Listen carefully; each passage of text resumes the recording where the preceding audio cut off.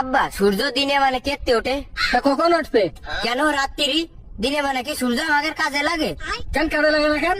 দিনে মানে তো এমনি আলো থাকে, রাত্রি তো আলো থাকে না, তাহলে রাত্রি উঠলে ভালো হয় না? আব্বা আর একটা কথা, আবার কি কথা?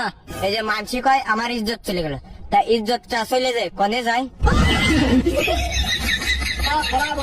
আব্বা এ কথা নয়, বাদ দিলাম, আর একটা কথা আছে। কোয়া।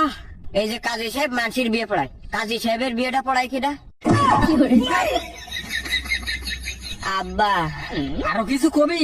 হ্যাঁ আব্বা। তা কোয়া। আব্বা এই যে মানসি জন্মদিন পালন করে, জন্ম রাত পালন করে না কেন? যারা রাত্রি রইলো তারা তো জন্ম রাত পালন করতে পারতো।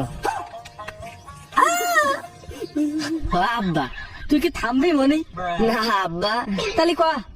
আব্বা এই যে লাইট আছে না, লাইট তো বিভিন্ন কালার হয়, লাল হয়, হলুদ হয়, নীল হয়, সবুজ হয়, কিন্তু কালা কালারের বাল্ব হয় না কেন? মনে তোমার সামনে তো সর নাই, কিন্তু তোর এই ঠান্ডা পানির মধ্যে ফেলাই দিবানে। আব্বা পানিতে ফেলানোর আগে আর একটা প্রশ্নের উত্তর দাও। আবার কি প্রশ্ন? আব্বা জিলেপি যদি একা বেকা নয়, যদি সোজা হইতো, তাহলে জিলেপির নাম কি হইতো? আর আব্বা এই যে শিয়াল মুরগি ধরে, এই মুরগি এই যে আমরা রাইন্দে খাই, তা শিয়াল কাঁচা খাই কেন? আর আব্বা থাম। না থামবো না। তাহলে কোয়া। বেশি যদি মেয়াদ না থাকে, ওই বিষ খেলে কি মানুষ মরিয়ে যায়?